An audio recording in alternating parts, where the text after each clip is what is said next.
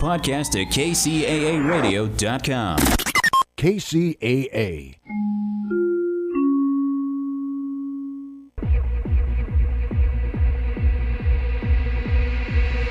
Do you believe in a God that satisfies? Do you believe in a God that opens eyes? Do you believe in a God that tells you lies? Or do you believe in me? Do you believe in a God that brings you down? Do you believe in a God that wears the ground? Do you believe in a God that makes you bow? Or do you believe in me? Do you believe in a God that satisfies? Do you believe in a God that opens eyes? Do you believe in a God that tells you lies? Or do you believe in me? Do you believe in a God that brings you down? Do you believe in a God that wears the ground? Do you believe in a God that makes you bow? Or do you believe in me? It's Beyond Common Sense. It's Lanny Sense with Lanny Swerdlow, KCAA's resident gay, woke, liberal, pot-smoking, race-mixing, tree-hugging, left-handed, science-affirming, Jewish, humanist, atheist, a white evangelical Christian nationalist, worst nightmare. Good evening and welcome to Lanny Sense. We are so glad you can join us. We have got a great show tonight here. And if you can see, if you're watching on kcaaradio.com, you can see seated here in the studios with me is Chris Quape, author of the book Parlor Whales. We're going to be talking about his new book. It's really incredible, and about drug prohibition and drug addiction and the whole bit. Stick around because Chris has some incredible statistics that are going to blow your mind, and you'll learn all about this great book. But right now, I just want to talk about, for just a moment here, if you know, the Republican Nationals, Republicans are holding their national convention. The MAGA crowd is going crazy. You know what? It's interesting to note, though, they rewrote the Republican platform, and usually it's a rather lengthy thing, and it goes into all these things, especially about abortion and how they're going to get rid of it and this kind of stuff, and how terrible LGBT people are, and they just go on and on about it. Well, this platform has been rewritten, and the only thing it says about abortion is it should be left to the states, and it doesn't even really mention anything about gay people. And what does that mean? Well, some people, that we're being attacked right by these people, right? But somehow we have now gotten to the point where the Republicans feel they can't dwell on it like they used to anymore. They got to try to bury it, and so people don't pay any attention to how anti-LGBT they are and how anti-abortion they are. And they're going to try to convince people that hey, you can vote for us because we're not these crazy nuts. Well, you know what? They are those crazy nuts. And can you really trust them? Do you really think that they're just going to stop with abortion being left to the states? No way. They are going to pass a national ban against all abortions, and Trump will sign it no matter what he says. And do you really believe what these people are? And the Supreme Court is going to rule against same-sex marriages like they did against Roe versus Wade.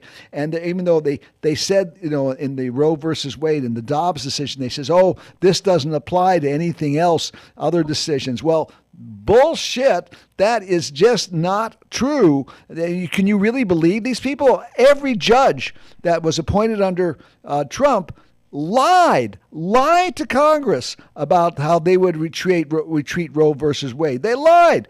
Trump lies all the time. He's a serial liar. So you really believe he says, oh, I'm not going to sign a national abortion ban bill? Of course he will. He's just lying. He'll lie anything to get to make sure he wins the election. And that's what Republicans are doing. They're lying to you. Don't trust them one bit. And not only aren't they going to go after, they will go after gay people and lesbians, and they will go after women's and reproductive health. They will cut Social Security. They will cut Medicare. They will cut health insurance. They will cut environmental things. They will cut the climate change because they're going to give the billionaires another $1 trillion tax cut. And, this thing that Trump is talking about, oh, we're not going to tax tips anymore. Well, that's pennies. That's pennies to what's going to be that the rich people are going to get. The billionaires are going to get another $1 trillion tax cut, and you are the people that are going to suffer as your health care programs deteriorate, as your school programs deteriorate. They want to get rid of the Department of Education. No more federal funding for schools anymore. And they don't care because everything's going to be a charter school and it's all going to be religious schools. There's a great article in the Washington Post about the billions and billions of dollars that are going to religious schools. I think like 70-80% of the charter schools are religious schools. And so we're now funding the indoctrination of children in their schools. And, it's they talk about, gay people being groomers and all this kind of stuff. The real groomers are the churches. They get the kids when they're little teeny babies and they're baptizing them and they're grooming them for their crazy God belief and all this kind of stuff. So don't trust the Republicans. They lie and they lie and they lie. And I probably think most of you listening to the show probably already know that. But in case you know some people who don't know that, tell them. Okay, be sure and tell them. All right. Hey, listen, let's get going with our special guest here tonight, Chris Quape. I have known Chris for 25 years. 25 years almost. It's going to be, we met at my organization, the Marijuana Prohibition Project, way back in January 2nd, 2000. 2000. I started in December in 1999, and Chris came to the very first meeting in January, actually the second meeting. It was in Desert Hot Springs then, and we met there for about another half a dozen times, and from there we moved to the Cathedral City Library where we met for many years. But Chris is like our unofficial historian. And we're going to be celebrating our 25th anniversary in December of this year. So I'm going to be planning something. I'm not sure what. We had a wonderful time. Our 20th anniversary, we took over a dispensary in the lounge. And we had a nice, really fun party there. We're going to do something like that, maybe a little bigger. 25 years, and it's amazing what has happened. I would tell you, 25 years ago, if someone would have told me, hey, you know what's going to happen in 2024? You're going to have dispensaries operating on streets, and you're going to have legal cannabis, and there's going to be companies growing it and all this kind of stuff. And I would have wondered what they would have been drinking. But that's what's happened. We've made progress. But we can't stop there because there are forces out there that would like to turn it back. And we've got to make sure we keep doing this. So stick around. We'll be talking about them. But tonight, we're going to talk about Chris Quape and his new book, Parlor Whales. Let me tell you a little bit about Chris. Chris Quape came of age just as the Vietnam vets taking advantage of the GI Bill's educational benefits brought home a very relaxed view of cannabis use from the battlefields of Southeast Asia and introduced that viewpoint to baby boomer classmates on college campuses across the country. It was an explosion of drug use that Quape calls the Big Bong. I love that. And I was in college, starting in 1963. So I went through that very thing with the Vietnam veterans and coming back. And so I know exactly what he's talking about. Quape has been studying the drug prohibition since 1966. Long ago, he came to the conclusion that the biggest contributor to increased drug use all around the world is drug prohibition itself. Prohibition made the value of practically worthless weed skyrocket to the point that ounce for ounce and milligram for milligram prohibited drugs became more valuable than gold. Quape worked at the harvest of lettuce in his early years. For 30 years, he was a floor covering contractor. After retiring, he returned to college to pick up where he left off in the 60s. At age 70, he received a bachelor's degree in public relations. He refers to his diploma as, quote, my degree in propaganda, end quote. He has spent a lifetime with his eyes on public affairs from the local level to the international arena. He unsuccessfully ran for city council in his hometown of Indio in 1995 and 2001. Indio's loss, I'll tell you that. You would have been great on the city council. I'll tell you one thing. When I went to Indio back in the mid-2000, 2004, 2005, and asked them to allow for cannabis dispensaries to operate as permitted under Senate Bill 420, they didn't pay a bit of attention to me. But if Chris was on the council, they would have paid attention. Yeah. He has been active in drug policy reform since the 80s. After several drug-related murders of employees and neighbors, he decided to write Parlor Whales as his memoir. Parlor Wales exposes many seemingly unrelated problems created by drug prohibition and suggests solutions that have proven to be very effective in drug situations in other countries and around the world. He is currently working on a screenplay loosely based on Parlor Wales. Chris, welcome to Lanny Sense. My pleasure. I'm so glad to have you here. You know, you talked about you've been working on drug prohibition since 1966. Yes. What piqued you to start paying so much attention to it? Well, my college professor gave me an assignment to do a paper on cybernetics. I couldn't find anything at Imperial Valley College in 1963. So I just decided to do it on drug use. And I came to the conclusion in my paper that drug use had been, although it was becoming popular in the United States at the time in 1966, that in earlier times it was more popular than the big bong that occurred in the 60s. And I said, well, we don't have to worry about it. It'll never get bigger than what it is now. I think I had mud in my crystal ball. So you read me a statistic about the number of drug addicts we had in this country in the 60s. What was that? Well, the Bureau of Narcotics, which was the preview of the DEA, the Bureau of Narcotics on January 1st, 1960, listed the number of active drug users in the total United States at 45,391. The next year, the United States prodded the United Nations into the single convention which outlawed cannabis worldwide. The next time the UN had a convention about drugs was 1971, and they estimated that the United States had 3 million drug users at that time. So it went from 45,000 to over 3 million in just 10 years. Right. And why did that happen? Well, originally these things were just wild weeds, opium, cannabis, and cocaine.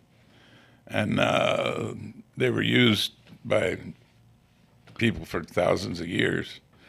And they came along, drug prohibition came along in the United States in 1915.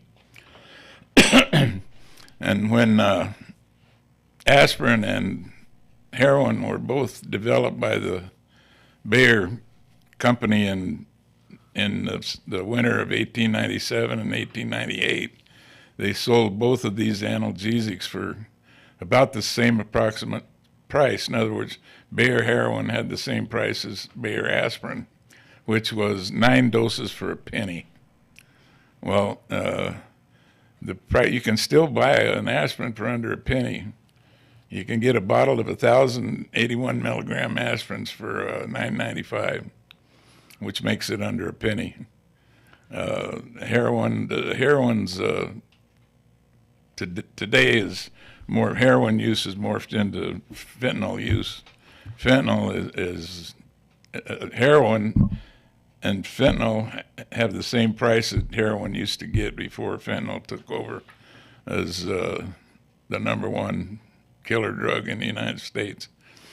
But the price of OxyContin 80 milligram tablet was $80, which if heroin had gone up at the same price, the same way as aspirin had gone up, it would have been, less than a penny. In other words, the markup that heroin had would be like going to the grocery store and paying $4,000 for a loaf of bread, going to the gasoline station and paying about $60,000 to fill up your tank. And with the inflated value of heroin, it just became it was instant wealth. it created instant wealth out of these things that had been practically worthless weeds. And you put a value like that on something that's the value is there only by the prohibition of it.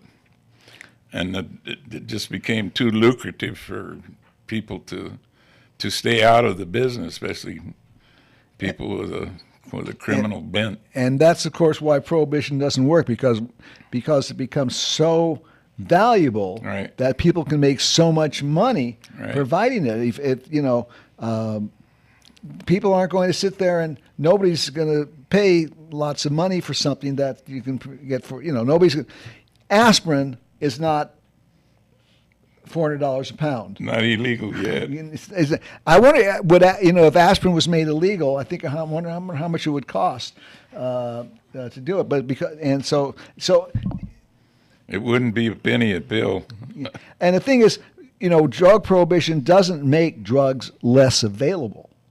It just makes them more expensive, which is going to cause more problems as people commit crimes. And more production. Got to have this thing is so valuable. We got to increase production. They were tearing down coffee plants, Juan Valdez coffee plants down in Colombia for a long time to plant cocaine, and they had to take the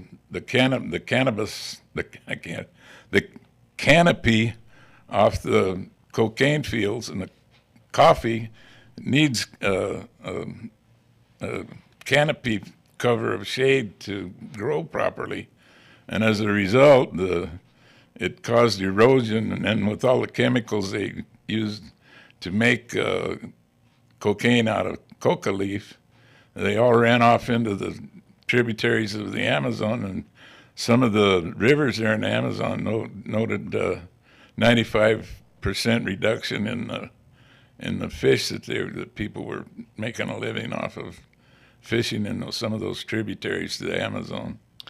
This figure that you have 45,000 drug addicts, and 10 years later we had 3 million drug addicts. And it wasn't just adults either. I mean, the addiction of young people under the age of 18, also increased because of that, didn't it? It was almost non-existent in those 45,391 addicts that the Bureau of Narcotics said existed. But since 1975, the University of Michigan, in conjunction with the National Institutes of Health, has done a survey of school children as to their drug use. In 1991, they began checking 8th graders for the first time. And the 8th graders in the year 2019, the last figures I figured out, was there were 20.4% of 8th graders that had already abused an illegal drug, not including alcohol or tobacco, that before they got out of 8th grade. And if you take 20% times the birth rate, that for those 2019 8th graders was, in 2006, there were 4.266 million live births in the United States, which means that we had over 870,000 kids, which is about 9 times the total number of addicts that we had in 1960. And that was just so. I mean, and before in 1960, there was practically zero kids using drugs. It was. Well, you graduated. You're the same age as me. We got out of grammar school in 1959. I didn't know anybody in grammar school. That's it. I didn't know anybody either in grammar school or junior high or even high school that was using drugs of any kind. And I remember when I was in elementary school, they would show this old black and white film, and it was an anti-cannabis thing, and they would have these. They would have some kids smoking some marijuana, and then they would break open a bottle of Coke, and they would put it in their mouth, and they'd cut their mouth, and they're bleeding. And I never knew what the hell they were talking about, because I didn't know anybody that did anything like that. And now, of course, it's all over the place. and especially and cannabis. Well, that's kind of like, I guess, I don't know, tobacco or something, but or alcohol. But heroin use and the hard drugs, it's gone through the roof. Well, yeah, it's Well, and the problem is that people who sell drugs will sell to anybody, anywhere, anytime. And whereas if the drugs were legal, they are controlled. And so tobacco is sold in stores. They ID check people before they get it and all this kind of stuff. Drug dealers don't ID check before they sell drugs to people. No, I don't believe they do. But the method of sales, because of the stiff penalties that drug trafficking carried, they used to use juveniles to be runners for the people selling drugs, the pusher man. And the pusher man decided maybe a better way to distribute his goods was to have the customers do the sales. And that started at the very start of drug prohibition in 1915. It was actually multi-level marketing, which didn't come to be in any legitimate businesses until the 1930s with the Herbalife predecessor, which was, I can't remember the name of it, but it was a company that was the predecessor of Herbalife and Amway and all those. They all use that multi-level marketing. And of course, it shouldn't be any surprise when the country had alcohol prohibition, and we saw what alcohol prohibition caused. This country didn't have organized crime before alcohol was made illegal, and with the alcohol prohibition came organized crime, and we have never gotten rid of it since. And once alcohol was made legal again, and so the companies who made it, the organized crime people then continued to work with other things that had been made illegal, such as drugs and prostitution and so on. Right. Okay. Well, now what's interesting, of course, is that it's not only the drug dealers and the drug manufacturers that made money. There is another big segment of society that made a lot of money off of drug prohibition. True. And these were, of course, police. Tell us about what's happened to police from back in 1950s and 1960s to what's going on now. Well, for my city of Indio, I had the city clerk dig down in the archives and get me the pie chart for the city of Indio's 1960 general fund budget, and $1 out of $5 went to police. And by 1997, $3 out of $5 went to the police force. And at 1960, $1 out of $7 went for street maintenance and repair. And by 1997, it was $1 out of $200 went to street maintenance and repair. So the reason you're having potholes is because of the drug war. Right. And there's a lot of other things that people don't realize, like this student loan debt.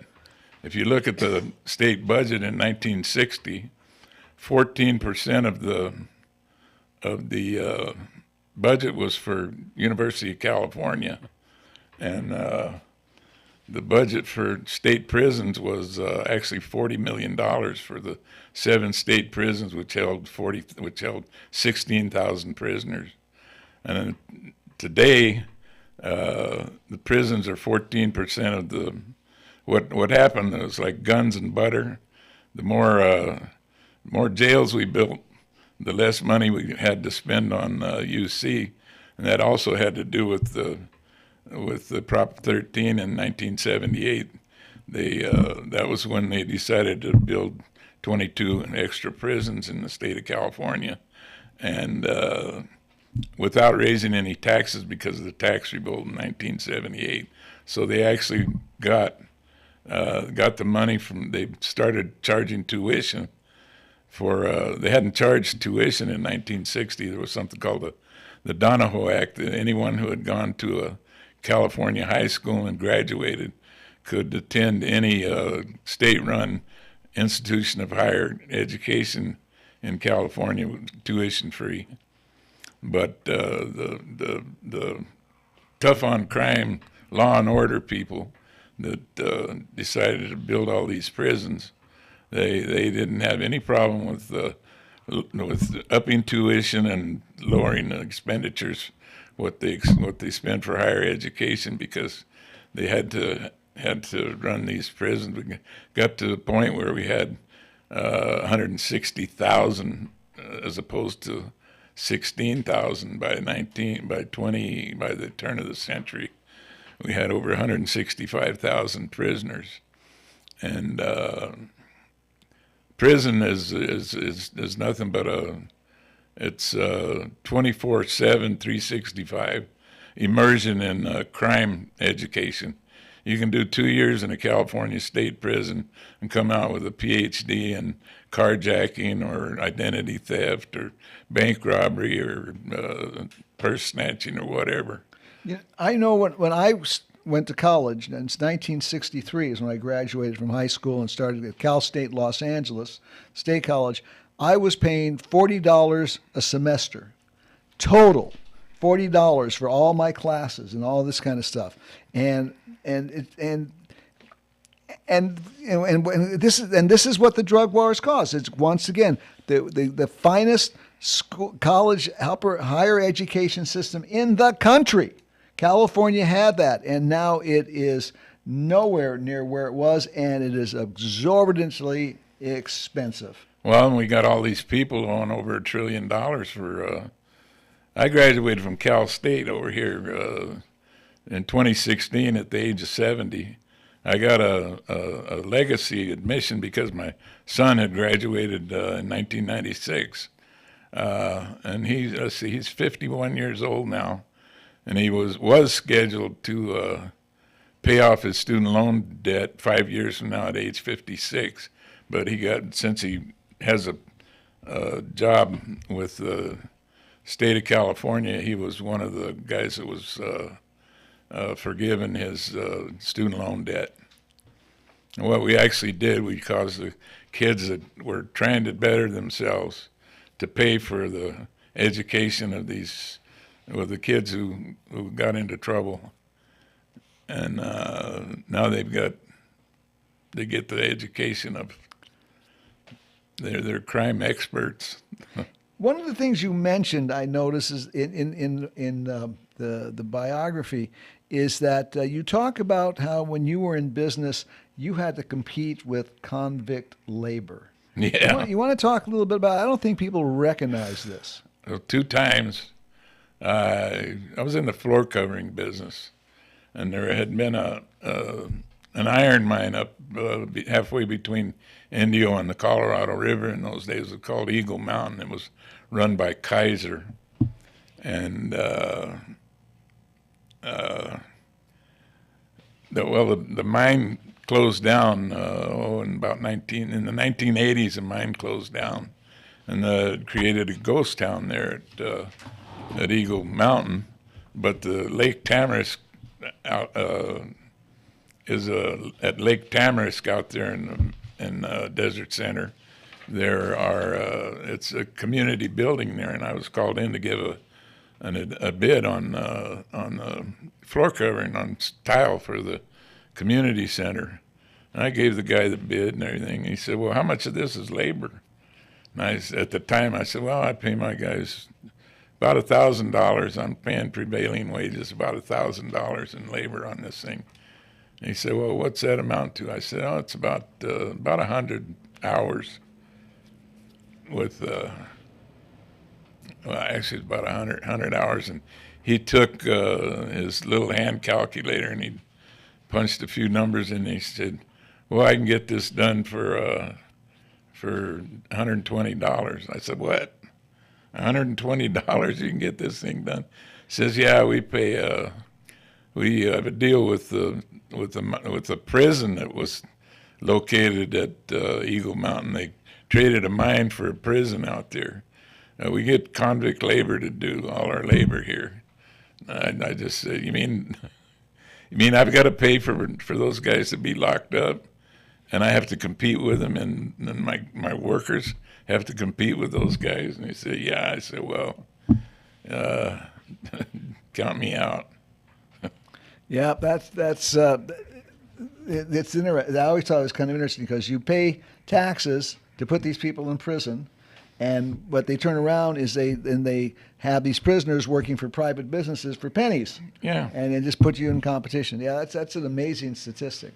Hey, listen, we're going to take. I just want to mention here a little bit more than halfway through the show, but this is a time when we could take a break for your advertisement and our show. We would love to have you. This right now, you could be putting out your business or whatever it is you want to the listening audience here, and you might want to think about it because we certainly would like to get a couple advertisers on our show. So if you'd like to advertise on Lanny Sense, give Mark Westwood a call. He is the advertising manager here at 909-793-1065. That's 909-793-1065. Or you can just give me a call, and I can talk to you about it. 760-799-2055, 760-799-2055. Or you can just send me an email. If you want to write me about advertising or something about the show or anything, just send an email to RN, that's registered nurse, RN Lanny, Lanny, at AOL.com. So think about advertising, or if you got something else you want to communicate to me, please do it. I'd love to hear from you. Okay, getting back to Chris Coipe. So anyway, so you have found now. How have governments cope with this enormous outlay for prisons, and all the cops that they've hired to enforce these drug laws, and all the courts and lawyers and all this kind of stuff? How has government found the money to do this? Well, it's just the sales tax in 1960 in California was 3%. Now it's 8.5 plus local entities such as counties and cities have added on as much as 2 cents surtax on that. And it really put the pinch on a lot of cities because of the increase in the percentage of money that had to go to police that they began looking for big box businesses to locate into their cities. And then they would typically, like Walmart, would pit one city against another, and whoever came up with the biggest corporate socialist package for Walmart would win the right to that city would win the right to have Walmart grace their business district. Well, all these big boxes, what it's done, it's homogenized the country of America. Every city looks the same. They've got the Walmarts, the Home Depots, the Lowe's, Target. Yeah, it's they're all big boxes, and what it's done, especially in rural America, where they're getting Dollar Generals are running mom and pop out of business in the rural areas. But what this has done when they put Walmart, like this, let's take for example Walmart.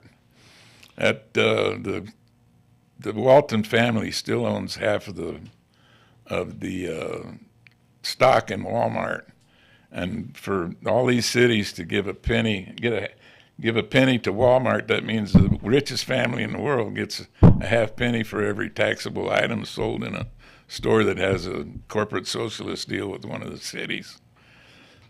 And what it's done, and what happens, is they put a lot of mom and pops out of business. In fact, when the Walmart Supercenter came in my city of Indio, we lost Toys R Us, we lost Kmart, and we lost Target, 3 tax-paying entities. So these marauders from Bentonville, Arkansas could come in and take all our tax money. Plus the profit of mom and pop. Mom and pop used to keep the profits in the town. Now with Walmart and all these big boxes, all the profit plus they don't pay decent wages to people. They take all the profit goes out of the town, and it leaves the the city's impoverished. Not only the city, but the people that live in the cities are impoverished, and it's caused a despair among people living in rural areas, which is manifested into some unsavory politics in the East, in the U.S. Yeah, for sure, and all that money. So, and the thing that's so crazy about this whole thing is that all these hundreds of millions of dollars spent combating drug abuse didn't work.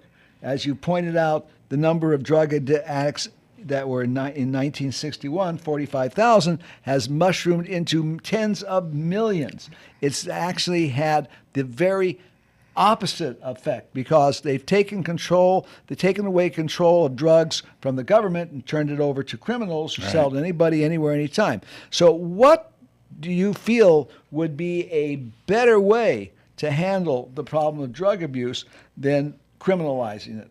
Well, we could do like Switzerland did in 1994. They created a heroin maintenance program for the 7% of the addicts were the most heavily addicted addicts. They gave them 3 free applications of heroin a day in a clinical atmosphere, and this is the 30th year. And in 30 years, they've given hundreds of millions of injections of heroin to heroin addicts, and the number of overdoses they've had is 2, but those were not fatal. So the number of fatal overdoses they've had is 0 in 30 years of their program. And we should do the same thing here, because if we decriminalized all dope, the price would go back down to what it was in 1897 for heroin and aspirin. The price would go down where it would be very affordable to administer 3 jolts of heroin to the heroin addicts or the fentanyl addicts or whoever. We need to maintain them with that, because what we've done over the years is send $150 billion a year to Latin America. We have thoroughly corrupted almost every country in Latin America, and they're showing up at our door. People that are dissatisfied because they can't go to the cops because the cops are on the take, the army's on the take, the politicians are on the take. They come and knock on their door, and if you got a pretty daughter, they'd say, "Hey, come on, your daughter's going to the Casa de Cita down there." And I think you know what a Casa de Cita is. But that chases people out of their countries, and they're showing up on our doorstep here, and we're getting all agitated about that.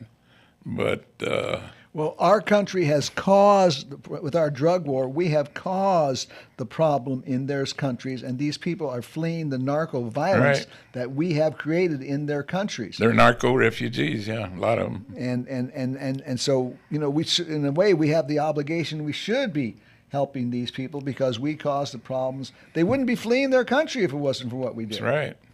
And there's no way that, like Mexico, it's just so thoroughly permeated the structure of Mexico that not even the government can have it wield any pressure against these cartels. But we could do it here if we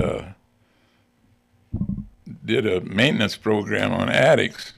We could drop the price of heroin to where it would be, or fentanyl to where it would be so cheap that they couldn't sell it. I mean, who's going to buy something when the government's giving it away? And it's costing us way less. It costs us way less than this crazy war on drug costs us. And the thing is, it's not like the war on drugs has reduced the number of addicts. It's increased the number of addicts. So people would say, well, if it becomes less expensive, more people are going to be doing it. No, they're not. These drugs are not. The people aren't going to be lining up to use these drugs just because they're cheaper. The people know more, and you know, even though with cannabis is made illegal, the number of people using cannabis has not skyrocketed. It's gone up a bit, but nothing like it's gone crazy. And people using heroin. People are not going to use heroin just because it's cheaper. They're not going to line up because it's a bargain now, so I'm going to go use heroin. They're not going to use it because heroin is a very debilitating drug, and they're not going to want to use it. Well, another part of what I would do is I would take the money that we save on incarceration and policing and put it into research. We actually spend more money in this country on drug-sniffing dogs than what we spend on addiction research. And we're very close to realizing a cure for addiction, which there's all kinds of instances, especially with this Coriodalis Yanhusuo, which University of California, Irvine, they in 2021 they came up with a potential cure using this Coriodalis, which is a Chinese herb that's been used for thousands of years, and when they administer that along with morphine to lab animals, they don't become tolerant. It does not increase. It allows the same dosage to be have just as much analgesic power as if they didn't use the Coriodalis. It increases the tolerance, and they have to use more and more of the drug to get the analgesic kick out of it. But they're not spending the money. If they really, the one there in Irvine, I talked to the fellow that Dr. Olivier Savelli.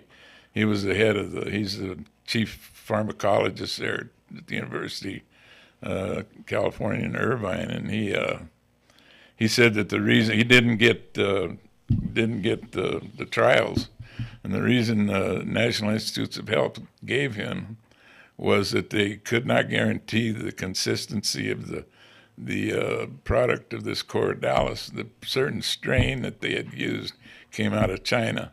Well, if we can't fund trials, human trials, I think we should fund maybe Davis, University of California, Davis, to perfect this Coriodalis plant to where they get the same effect as what the one that the lab used at UC Irvine. Well, that would be something very, very simple to do. There's also the problem with addiction. There's a genetic component to addiction. People are predisposed genetically. Certain groups of people are predisposed genetically to become addicts. Well, yeah, you can actually. There's actually a swab. It's called GARS, GARS. It counts the number of addiction genes, and it gives you a probability of, like, if you had your child swabbed, you could know right from the start whether they had those genes that are responsible for addictions and addiction in humans. And actually, it's only about 1 in 5 that actually have those genes, which were discovered at UCLA Psychiatric in 1990, the DRD2 variation of the 1A variation of the DRD2 gene. And they've been able to do gene manipulation, especially with breast cancer. They've manipulated genes to where they can stall the growth of breast cancer. And actually in the University of British Columbia, they mutated some mice. They thought they were making them more susceptible to addiction, but they made them impervious to addiction. And what was the follow-up on that? That was 8 years ago when that study came out. We're not following up. We'd rather have law and order than science and order. Science and order makes a lot more sense than law and order. And science and order works, whereas law and order only works to enrich the police. I often talk about, the biggest opponents to of cannabis has always been the police, because they make so much money. This country invests in just cannabis prohibition used to cost this country $20 billion a year, and $20 billion a year pays a lot of police officers' salaries and court judges' salaries and lawyers' salaries and all this kind of stuff. And drug-sniffing dogs. And drug-sniffing dogs. That's right. We spend $1 billion a year on drug-sniffing dogs. Right. And and less money on scientific research. Right. And so and we spend $50 billion a year on the drug war. This country has spent over $1 trillion on the drug war, and it is a total failure. We get all upset about these welfare moms, and we're giving them, we spend a couple $100 million. At least they're getting food for their kids. And the only people that got any money off the drug war were cops and lawyers and judges and social workers, and what they were doing didn't work. I'd like to point out that when I pointed out that if heroin was available, cheaply, more people would use it. Well, it doesn't work that way, because you can educate people. And we have seen tobacco use in this country plummet. It used to be like half the population smoked tobacco. It's now 12%. There's actually more people use cannabis now than use tobacco. And we didn't get that decrease in tobacco by throwing people in jail who used tobacco, are throwing people in jail who manufacture tobacco. Although I would say that the tobacco company executives belong in jail, not because they were selling tobacco, but because they lied to the American public about the dangers of tobacco. I remember seeing them in Congress. They all stood up and raised their hand and swore that tobacco doesn't cause cancer. These people, they just lied. So they belong in jail for lying, but not for selling. We have educated the population of the United States where the use of tobacco has absolutely plummeted. And we could do the same thing with these drugs. We could educate young people. Don't lie to them. Don't lie to them. You tell them the truth. And let's give them credit for being able to make the rational decision. And I believe they would also make the rational decision not to use these drugs. And we wouldn't be corrupting our law enforcement. We wouldn't be taking the money away from college students. We wouldn't be taking the money away from health care programs in order to fund putting 160,000 people in jail. That's gone down to 120,000. Well, yeah.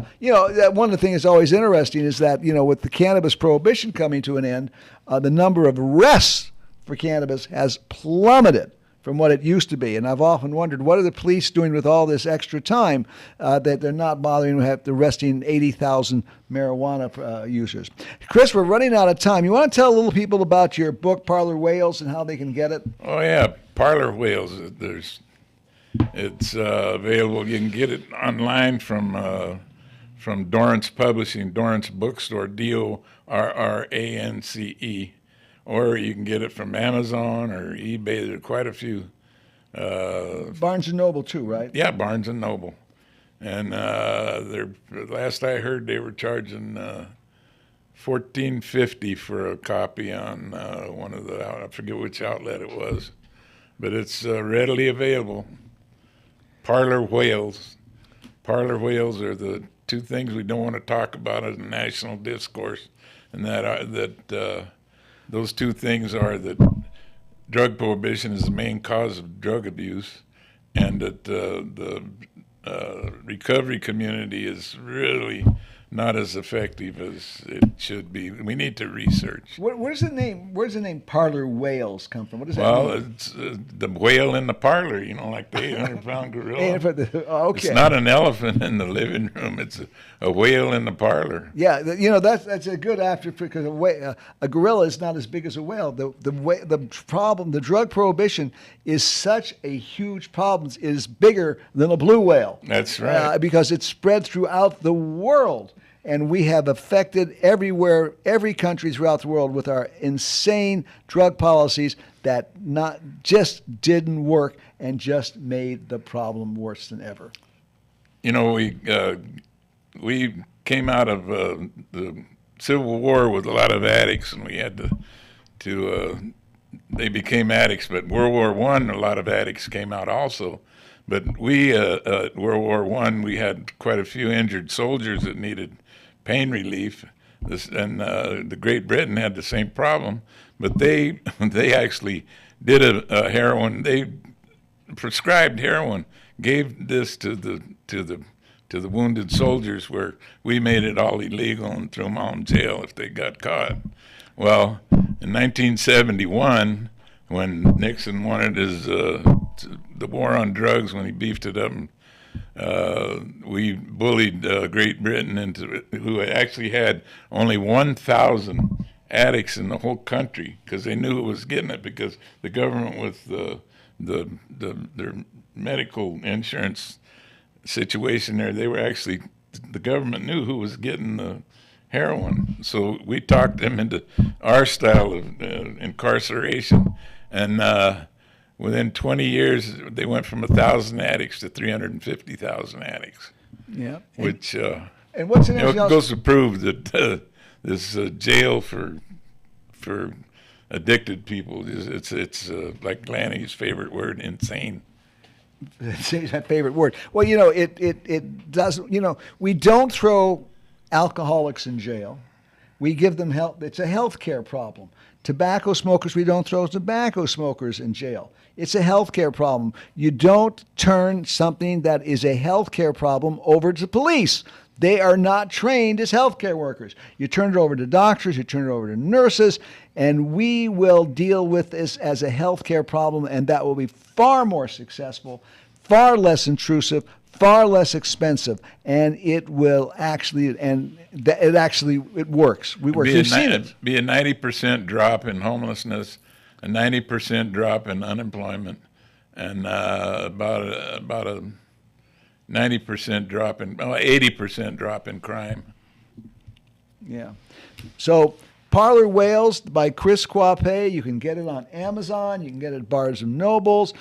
Just check it out. You just go into the internet and put in Parlor Whales. Yeah. And it'll come up with it where you can get it and this kind of stuff, and even read. I think if you go to Amazon, you can read a little bit of it before you can purchase it, right?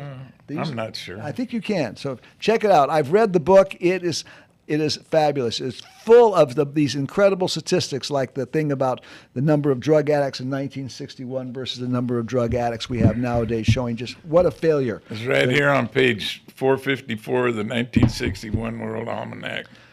45,391 addicts in the country. Well, Chris, I'd like to thank you for taking the time to join us on Lanny Sense. My pleasure. It's been a wonderful thing here. So listen, next week, I'm going to ask you, we're going to be doing a different show. It's not going to be a guest. It's going to be all me, and I'm going to be talking about things. One of the things I am going to talk about, if you haven't seen it yet, is Elon Musk has now said that he's going to take SpaceX and X out of California. Why is he taking it out of California? Well, he claims it's because Governor Newsom signed a law that says teachers don't have to report their trans children to the parents.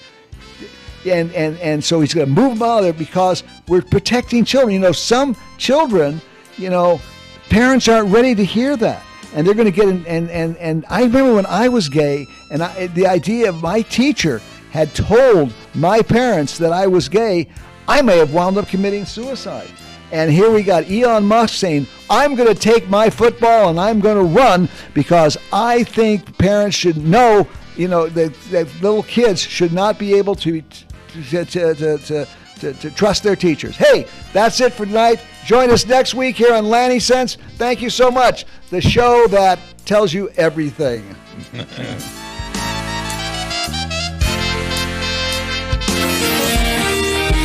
NBC News on KCAA Loma.